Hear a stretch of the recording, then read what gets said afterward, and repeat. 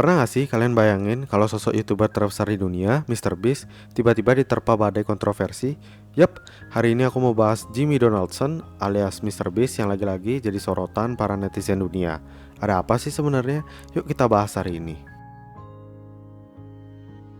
Semuanya dimulai dari Chris Tyson yang sekarang dikenal sebagai Eva. Chris jadi bahan pembicaraan setelah tweet-tweet lamanya muncul kembali. Banyak dari tweet-tweet lama tersebut yang terkesan rasis, transfobia, dan Islamofobia. Nggak cuman itu, Chris juga diduga terlibat interaksi nggak pantas dengan anak di bawah umur.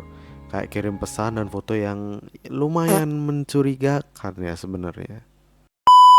Meski Chris hanya bilang itu bercanda, banyak yang merasa bercandanya ini udah kelewatan banget.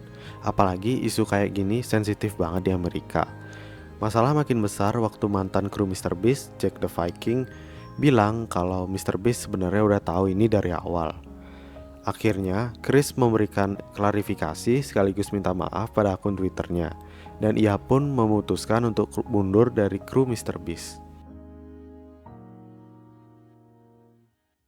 Kontroversi ini ternyata cuma awal dari serangkaian masalah yang makin gede. Video-video lama MrBeast yang berisi bahasa yang gak pantas, kayak kata-kata kasar dan bercanda tentang isu sensitif, akhirnya kembali viral. Ada yang bilang ini cuma bagian dari masa lalu yang harus dilupakan, tapi ada juga yang nuntut MrBeast untuk bertanggung jawab. Ditambah lagi, rumor soal penghapusan komentar negatif juga bikin suasana makin panas. Meski secara aturan ini nggak salah ya sebenarnya, banyak yang mempertanyakan motif di balik langkah ini. Apakah ini cara terbaik untuk buat jaga citra, atau malah bikin masalah makin ribet?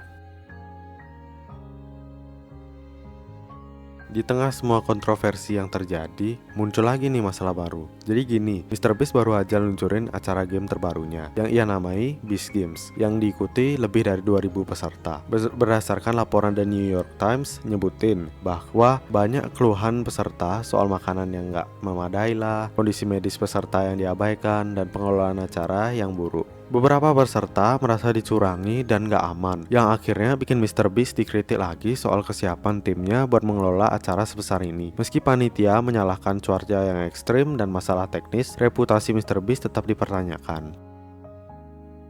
MrBeast udah jadi ikon di dunia YouTube dengan segala prestasinya. Tapi kayak kata pepatah ya, makin tinggi pohon, makin kencang juga angin yang menerpa. Kira-kira MrBeast bisa gak sih bertahan di tengah badai ini? Atau kita bakal ngeliat akhir dari era MrBeast? Kasih tahu pendapat kalian di kolom komentar, dan jangan lupa like dan subscribe buat update konten menarik lainnya.